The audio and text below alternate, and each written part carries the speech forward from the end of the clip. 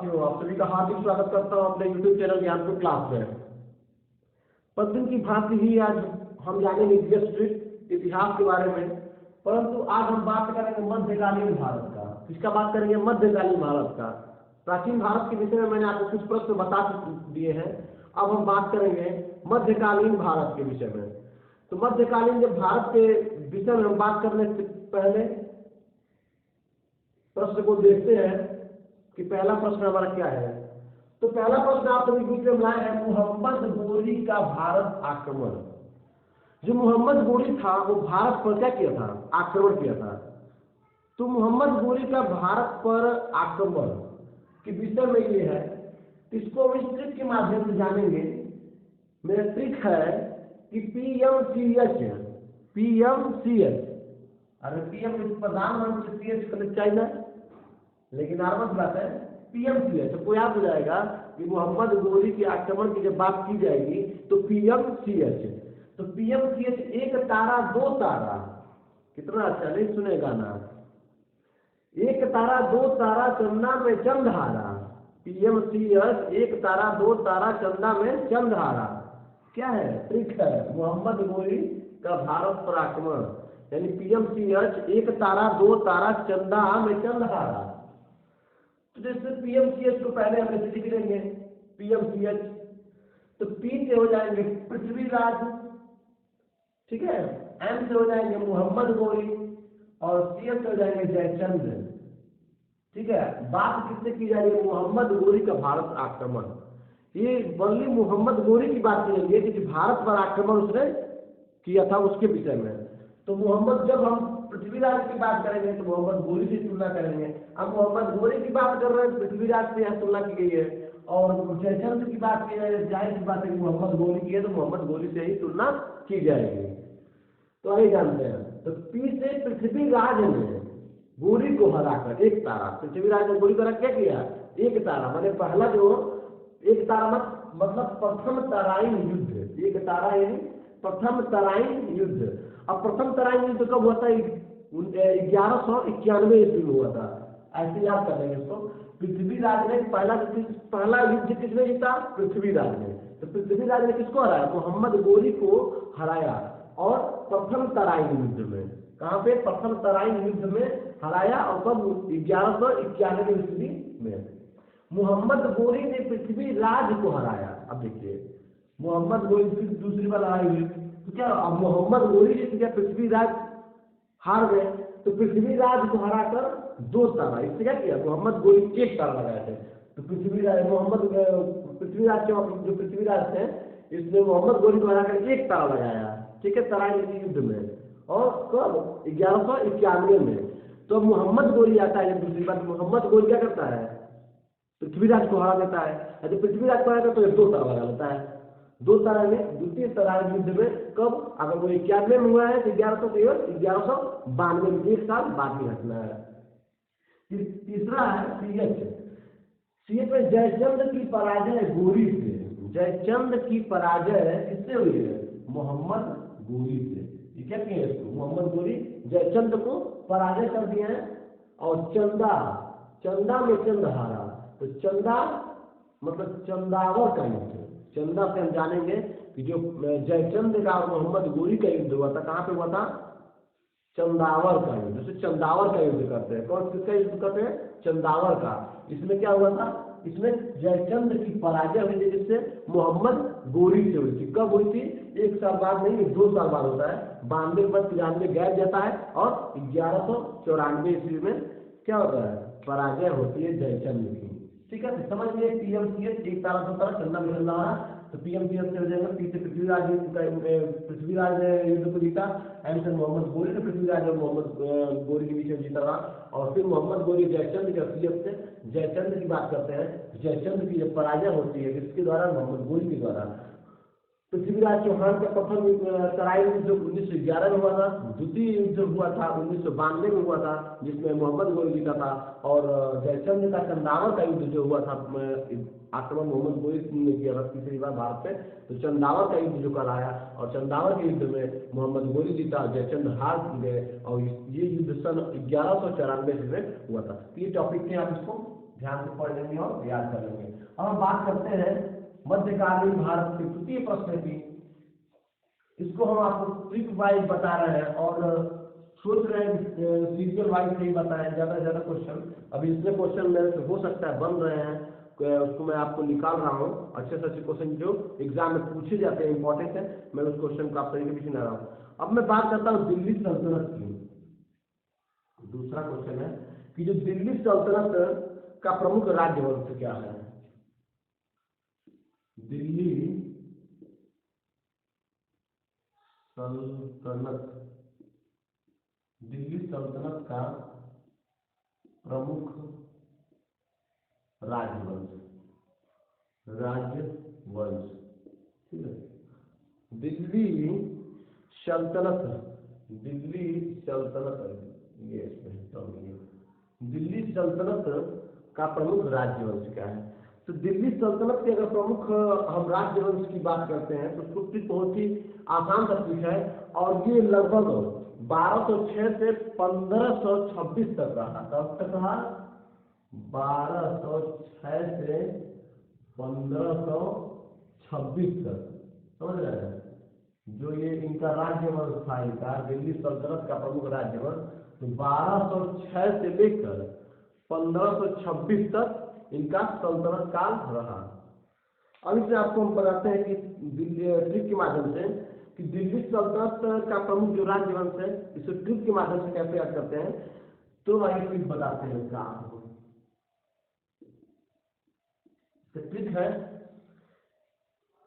कि गुल खिला के तू सैया लागो। क्या है? गुल खिला के, गुल समझते हैं ना, गुल खिला के, गुल खिला के तू सैया लागो। कुछ आपको क्लियर हो रहा है इस ट्रिक के माध्यम से? अगर आपने पहले भी थोड़ा बहुत पढ़ा होगा तो आपको जरूर क्लियर हो जाएगा कि गुल खिला के सैया लागो। इसका मतलब है, आइए गुल, अब देखिए गुल से किसकी बात करते हैं? गुल खिला के सैया लागो। गुल का मतलब होता है गुलाम वंश। क्या हो जाएगा? गुलाम वंश। गुल खिला के सैया लागो का मतलब गुलाम वंश। क्या हो गया? गुलाम वंश। खिलाके, अब देखिए यहाँ पे लिखेंगे हम खिलाके, खिलाके की जब बात करेंगे तो क्या हो जाएगा? खिलजी वंश। कौन सा हो जाएगा? खिलजी वंश, खिलजी वंश। अभी आपको और आगे होगा खिलजी वंश।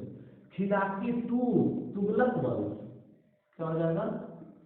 तुगलक, तुगलक वंश। ठीक, सैया सैयद वंश, बहुत आसान है, ठीक है, सैयद वंश। और लोधी, लोधी से भी आपको क्लियर हो जा रहा है कौन सा? लोधी वंश, ठीक है, लोधी वंश।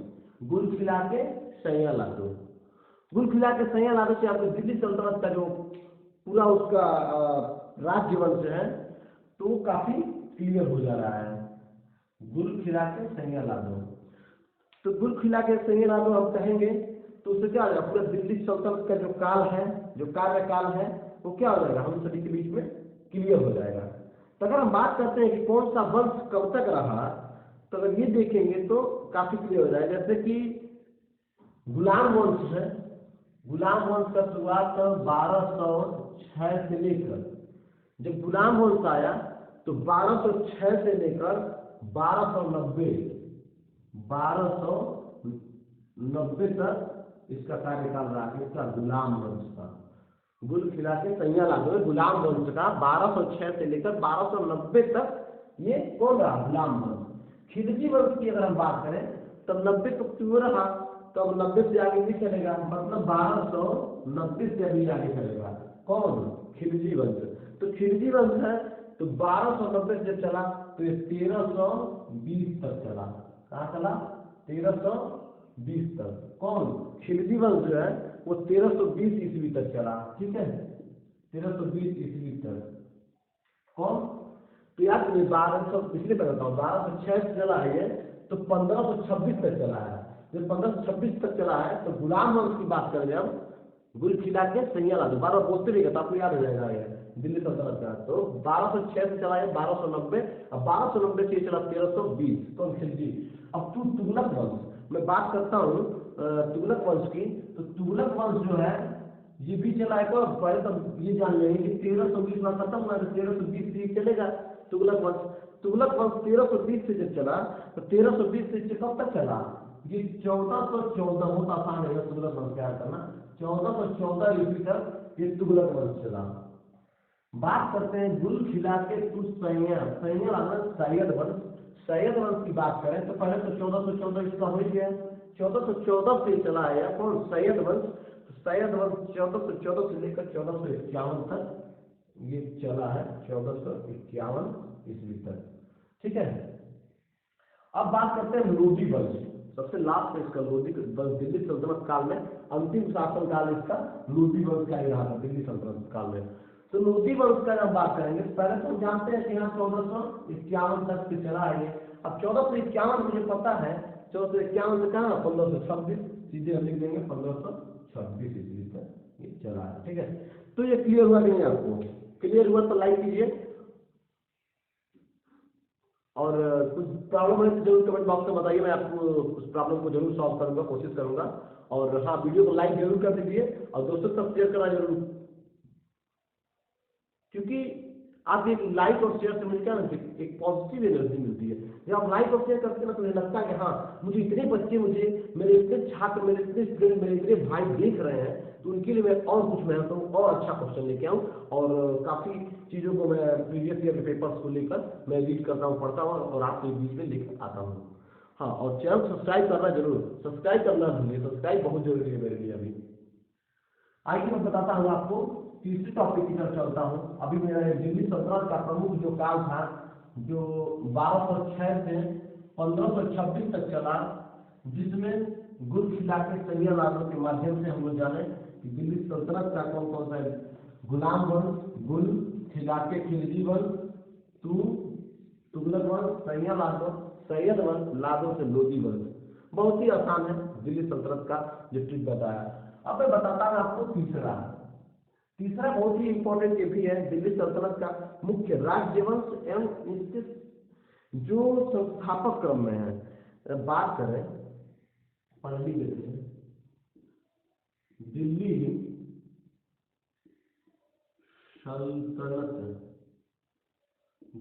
सल्तनत, जो दिल्ली की सल्तनत है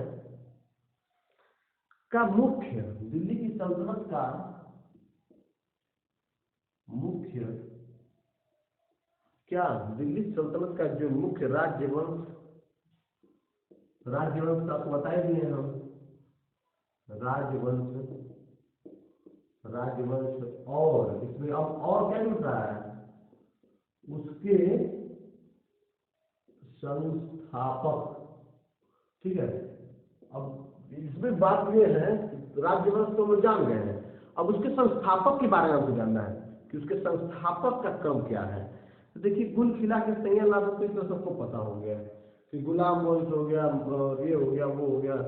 तब देखिए गुल खिला के, तो भाई देख लिया हम लोग। अब आगे की बात हम इसकी चर्चा देखेंगे कि दिल्ली सल्तनत का ये मुख्य राज्यवंश क्या है। थोड़ा सा वीडियो को हम क्या किए थे, पॉज किए थे, क्योंकि काफी थोड़ा सा समय लगता है लिखने में हमको, तो आपका समय नष्ट होता।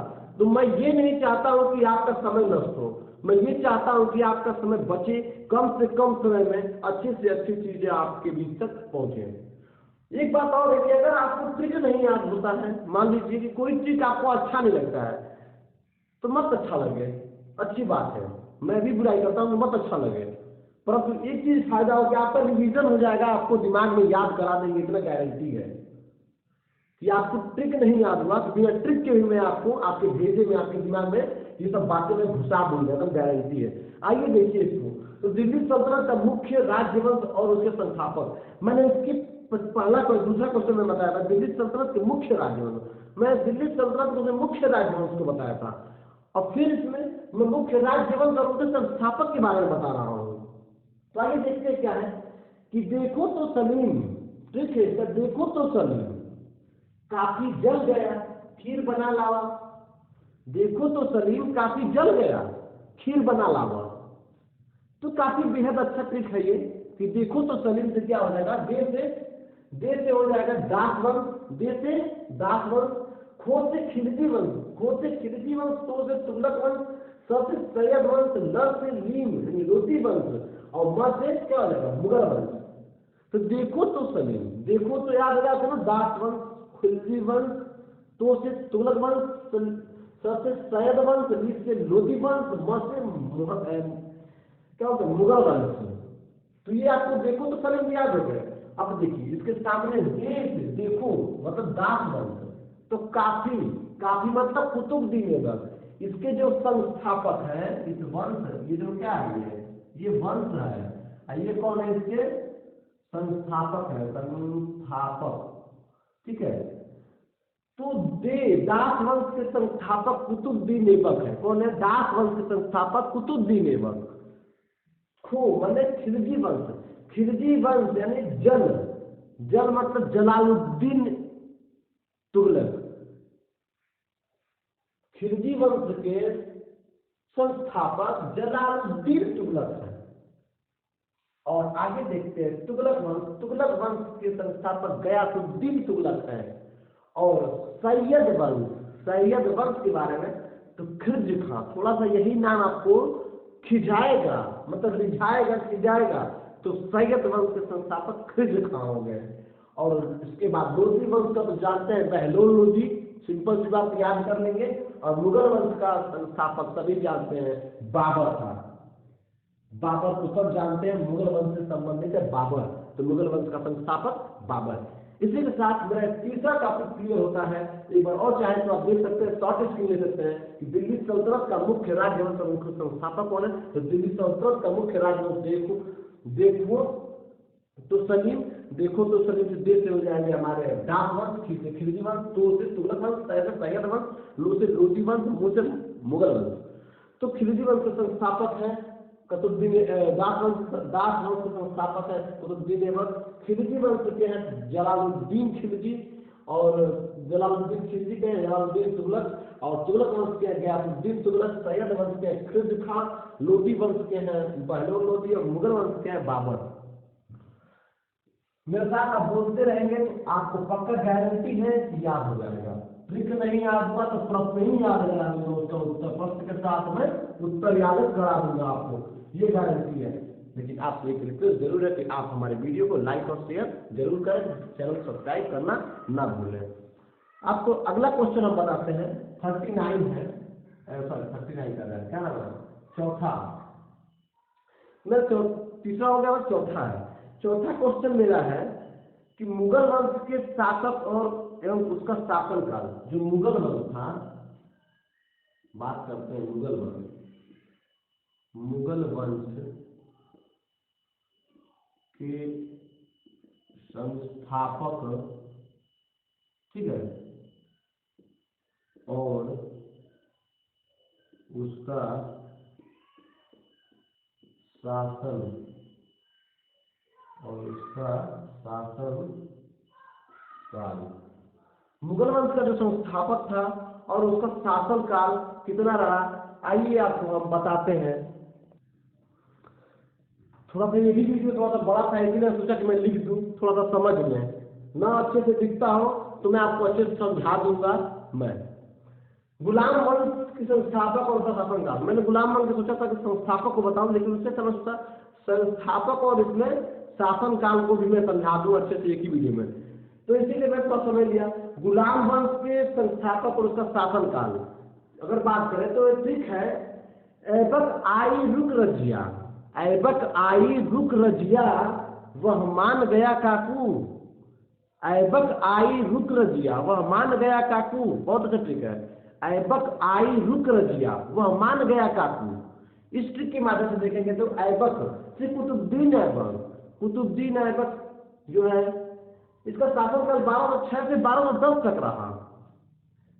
और आई तो आज से आराम सा जो गुलाम बनकर क्या है सभी शासनकाल किया है लोग इस जो 1211 में आया और 1236 तक रहा ये, जो आराम से आता वो 1211 एक ही साल के अंदर आया, एक ही साल के अंदर मतलब वो अपना शासनकाल समाप्त कर दिया। ऐबक आई रुक से रुक्नुद्दीन जो आए थे, ये भी आए थे एक ही साल के अंदर आए थे, 1236 में आए थे, 1236 में फुर्र हो गए चले गए। रुक रजिया जो आई थी 1236 में आई थी और 1240 तक रही।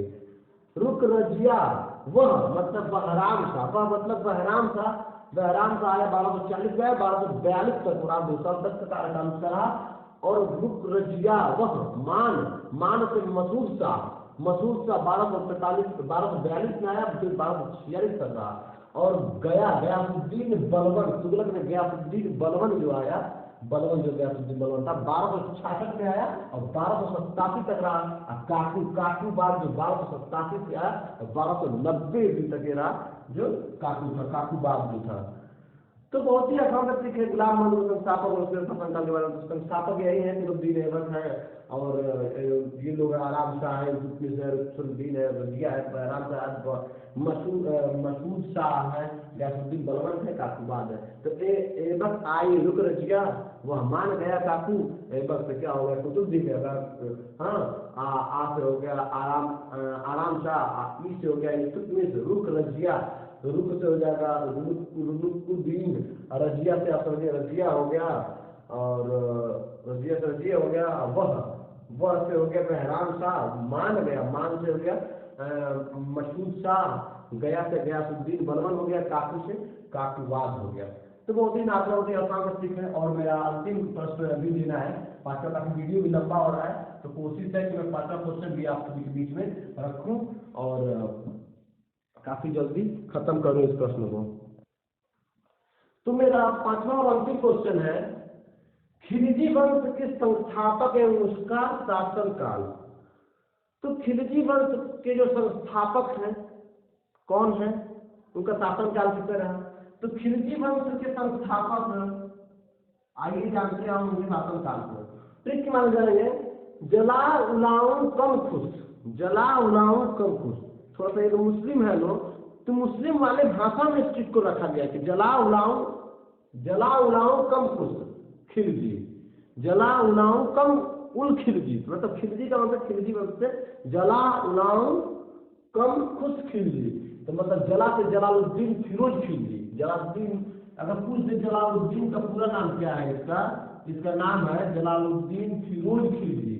फिरोज लोग बीच भूल जाते हैं, जलालुद्दीन फिरोज खिलजी 1290 में ये आया और 1296 तक लगभग 6 साल तक ये अपना शासनकाल किया है। उसके बाद से अलाउद्दीन खिलजी आया था 1296 में आया और 1316 तक ये रहा। उसके बाद कम मतलब कुतुबुद्दीन मुबारक, तो कुतुबुद्दीन मुबारक के 1316 में आया, 1320 ईस्वी तक रहा कुतुबुद्दीन मुबारक। और अंतिम है खुश, मतलब खुसरो ये रो है, ठीक है, खुसरो। तो खुसरो जो था, खुसरो शाह आया था, ये 1320 में ही आया था, 1320 में ही आया था खुसरो शाह 1320 में, लेकिन अप्रैल से लेकर सितंबर तक ये अपना शासनकाल तक रखा। तो यही था खिलजी वंश के संस्थापक है उसके शासनकाल। जो खिलजी वंश के संस्थापक जलालुद्दीन खिलजी फिरोज खिलजी है और इनका शासनकाल जो है 1290 ईस्वी के बाद 96 रहा। मतलब जलाउल तो उल से हो जाएंगे अलाउद्दीन खिलजी, कम से हो जाएंगे कुतुबुद्दीन, खुश से हो जाएंगे खुसरो शाह।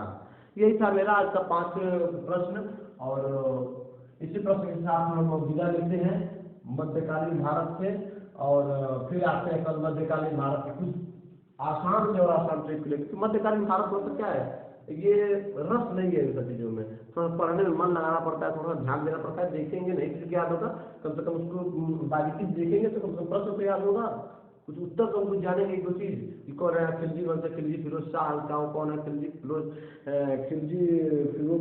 क्या नाम उसका, जलालुद्दीन फिरोज खिलजी कौन है, कब से आया था, तो 1290 से आया था, 90 से आया 96 तक रहा, ऐसी कुछ चीज़ें याद रहेगी। चलिए आप सभी को बहुत बहुत धन्यवाद और हम चलते हैं, विदा लेते हैं वीडियो पर से। नमस्कार।